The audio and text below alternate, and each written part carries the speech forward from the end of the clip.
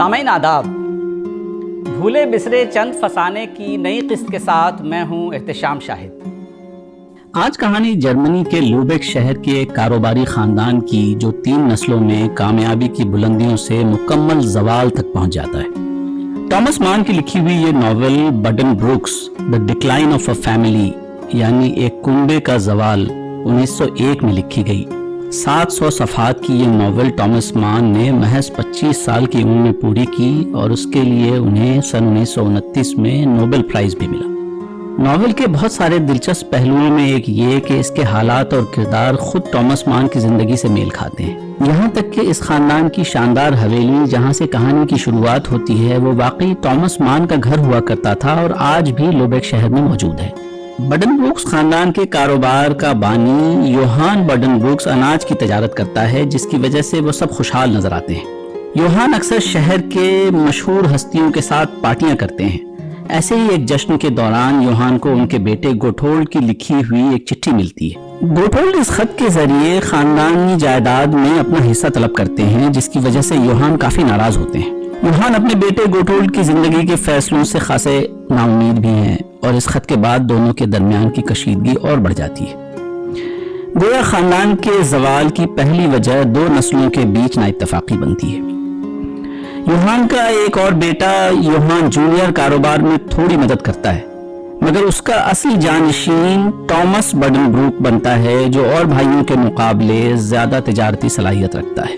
Thomas کا ایک اور بھائی کرسچین بڈن بروکس ہے، مگر اس کی زندگی میں بھی تجارت سے زیادہ اہمیت تفریح، آرام، شہرت اور موسیقی کی ہوتی ہے۔ کرسچین کی صحت بھی تیزی سے گر رہی ہوتی ہے اور اسے نشے کی لت بھی لگ جاتی ہے۔ حالات یہاں تک پہنچتے ہیں کہ کرسچین کو دوسرے شہر میں بھیج دیا جاتا ہے تاکہ خاندان کی ساکھ بچائی جا سکے۔ ٹامس کی ایک بہن اینٹونی 2 ناکام شادیوں کے باعث خاندان سے دور ہو چکی ہوتی ہیں۔ اسی دوران ٹامس سینیٹر بن جاتے ہیں اور ایک شاندار حویلی کی تعمیر شروع کر دیتے ہیں، مگر حویلی کے مکمل ہوتے ہی انہیں اپنی فضول خرچی کا بھی احساس ہوتا ہے اور وہ کاروبار میں ہوئے نقصان کو پورا کرنے کی جدوجہد میں لگ جاتے ہیں۔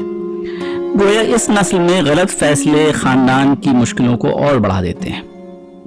ادھر بڈن بروکس کی اگلی نسل بھی امیدوں پر کھری نہیں اتر رہی ہوتی ہے۔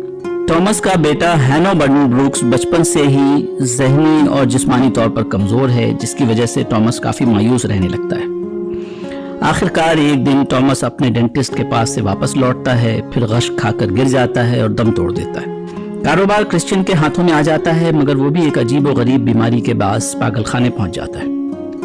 ہانو کا بھی انتقال 16 سال کی عمر میں ٹائیفائڈ کی وجہ سے ہو جاتا ہے۔ حویلی اب بڈن بروکس کی حریف بزنس فیملی ہیگن سٹرامز کے ہاتھ لگ جاتی ہے اور خاندان کے بچے کھچے اثاثے کرسچین بڈن بروکس کی بیوی ایلین ضائع کر دیتی ہے۔ خاندان میں جو لوگ بچے ہوتے ہیں وہ اس امید پر جیتے ہیں کہ مرنے کے بعد وہ سب ایک بار پھر اکٹھا ہوں گے۔ بڈن بروکس خاندان کے زوال کی بہت ساری وجوہات بیان کی گئی ہیں۔ کچھ تنقید نگار اسے جرمنی میں اس دور میں تیزی سے ہو رہے انڈسٹریلائزیشن کو ذمہ دار ٹھہراتے ہیں، جس کی وجہ سے معاشرتی اقدار یعنی ویلیو سسٹم تبدیل ہو رہا تھا۔ بڈن بروکس خاندان اس تبدیلی کو اپنانے کی بجائے خود سری کا شکار ہو جاتا ہے۔ دوسری طرف ہیگن سٹرامز کا خاندانی کاروبار اس لیے پھلتا پھولتا ہے کیونکہ اس نے تجارت کے نئے راستے اختیار کر لیے ہوتے ہیں۔ وہ کاروبار کے لیے قرض لینے، خطرہ اٹھانے یا قیاس لگانے سے گریز نہیں کرتے۔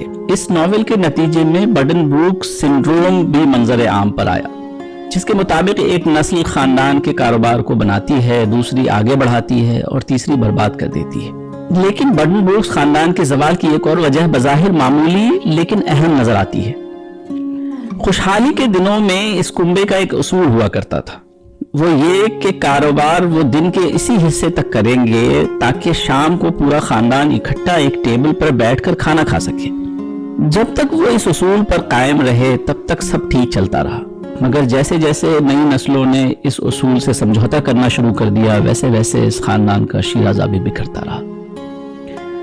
رضا مورانی کیا خوب کہتے ہیں، یہ کس دیار کے ہیں، کس کے خاندان سے ہیں، اسیر ہو کے بھی جو لوگ اتنی شان سے ہیں، ملے عروج تو معذور مت کبھی ہونا، بلندیوں کے سبھی راستے ڈھلان سے ہیں۔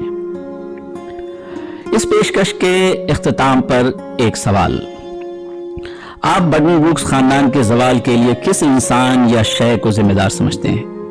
ہمیں ضرور بتائیے گا۔ اگر آپ کو ہماری یہ پیشکش پسند آئی ہو تو ہمارے چینل کو سبسکرائب ضرور کریں۔ فی الحال اجازت دیں، پھر ملاقات ہوگی۔ خدا حافظ۔